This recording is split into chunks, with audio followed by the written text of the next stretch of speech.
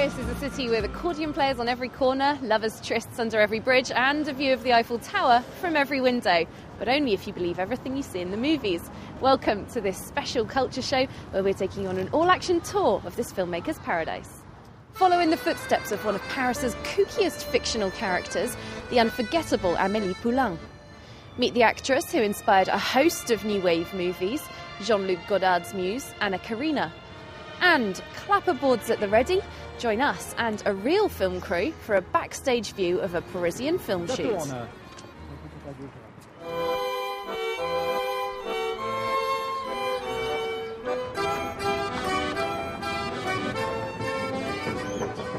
We're starting in the picturesque northern quarters of Paris, which is rather tourist heavy. And one of the reasons why so many people flock here is that it's provided the perfect backdrop to many a movie. And one of the most famous of recent times was a rather whimsical tale of a peculiar Parisian, Amélie.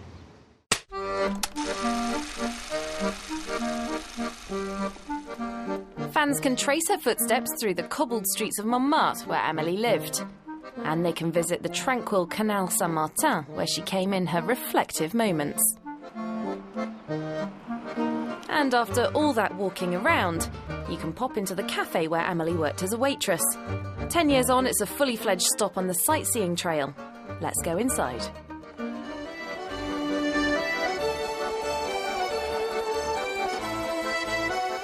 As you can see, the cafe's owners are proud of their supporting role. For example, the kitchen door is the same, the bathrooms look similar, and so does the bar.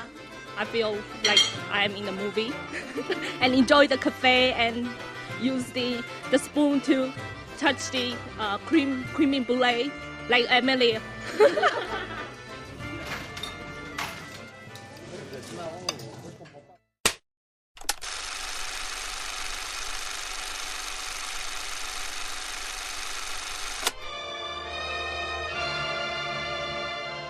Let's introduce you now to a woman whose own life story is firmly woven into Paris's cinematic history. She's the actress who inspired the new wave legend Jean-Luc Godard. Her name is Anna Karina.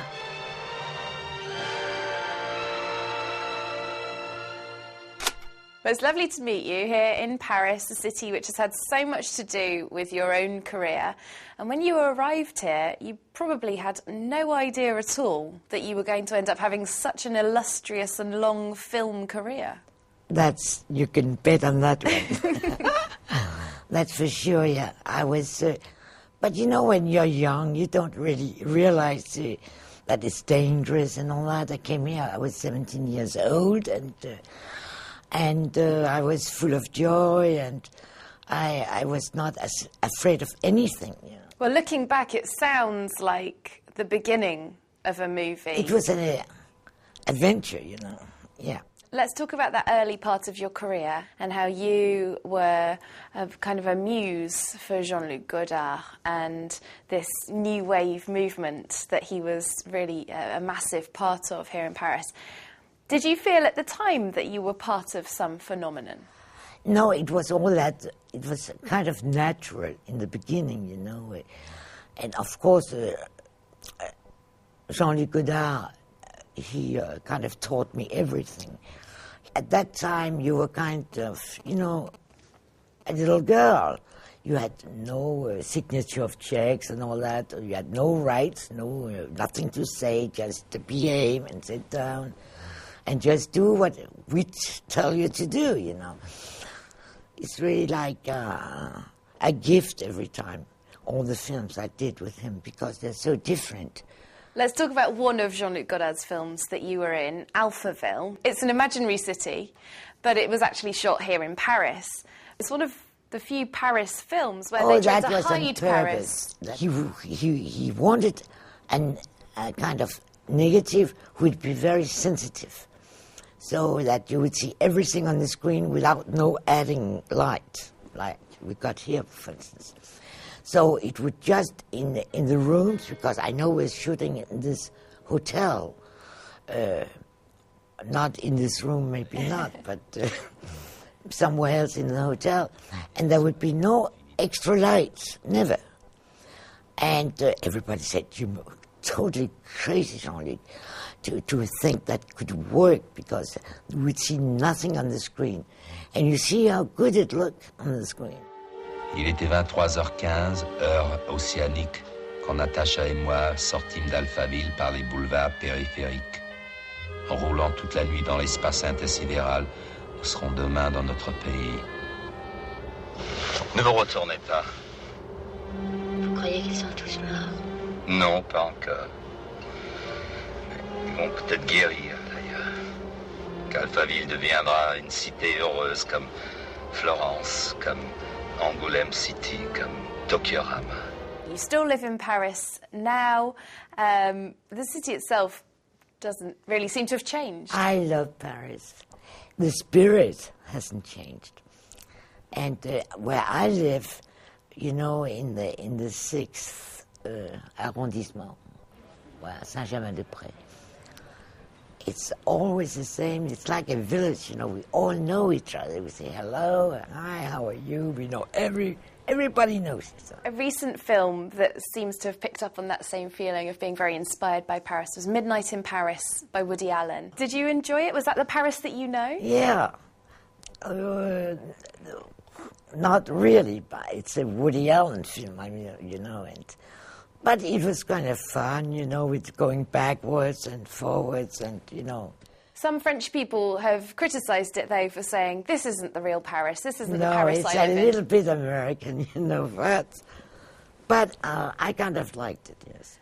Well, thank you very much for speaking to us, Anna Karina, and bonne continuation.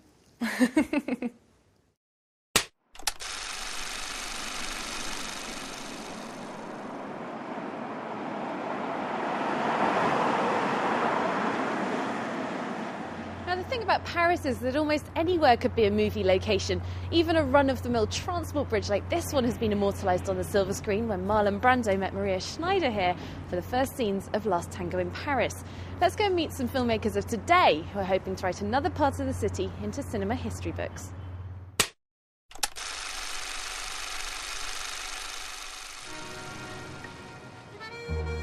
Filmmakers come to Paris all the time. But shooting in the French capital is always magical, especially when the director is a veteran such as Costa Gavras. He's filmed his latest work entitled Capital in the French city. There's a magic of Paris. Extraordinary monuments, the river, the bridges. In several neighborhoods there are these wonderful tiny streets with their colorful shops. It's Paris, it's unique. Shooting is a pleasure, finding the right angles, new perspectives. It's marvelous for a director.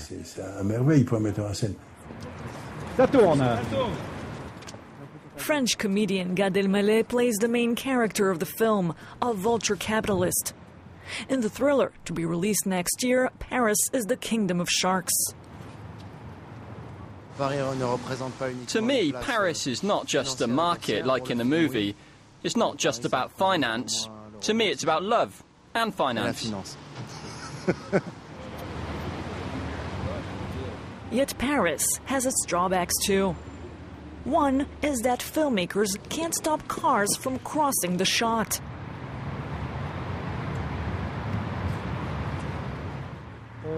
All we ask from the drivers is that they slow down, so the actors can cross the road. That's all. Another disadvantage of filming in Paris is the cost. The basic expenses for this movie amount to 200,000 euros. But many people, mainly in France, think that shooting in Paris is priceless. In fact, at least 10 films are made here every day. Filmmakers say that trend is set to continue.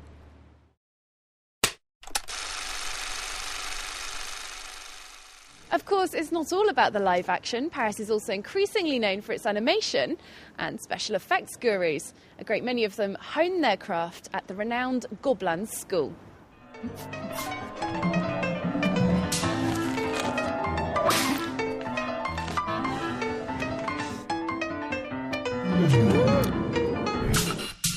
The work of former Gobelin graduates, a cartoon world in all its colours and craziness.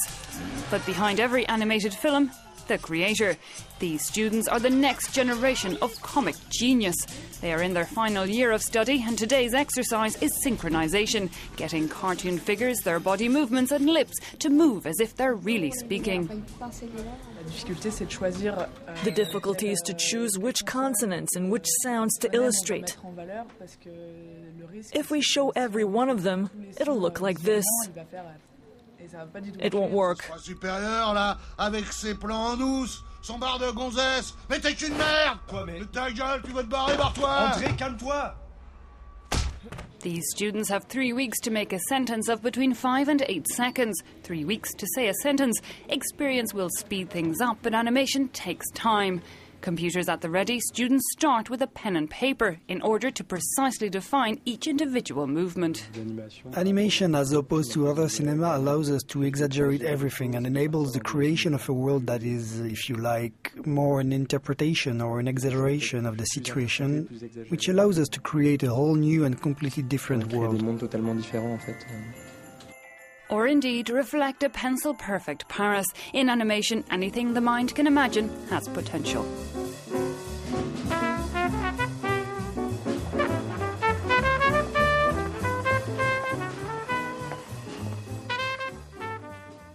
Now, who better to tell us exactly why Paris is such a great cinematic city than France 24's very own cinema critic, Lisa Nesselson. And Lisa, tell us why you've brought us to this particular street. Well, you know how sometimes if you turn on TV and there's absolutely nothing worth watching, no matter how many channels you happen to have, that is an experience that will never happen to you on this street, Rue Champollion, named for the Frenchman who deciphered the Rosetta Stone. In a little over one city block, there is a concentration of 3 art houses with a total of 7 screens. Le Champeau behind us, where the young François Truffaut watched films, the Reflet Medici, and the Filmothèque. I don't think there's any place else on earth where you can see so many revival films, current art house releases as on this street. And what's that sound I can hear? Oh, well, I hope it's the clickety-clack of real film going through a real projector. Well, should we go and see a film then? Sure, let's.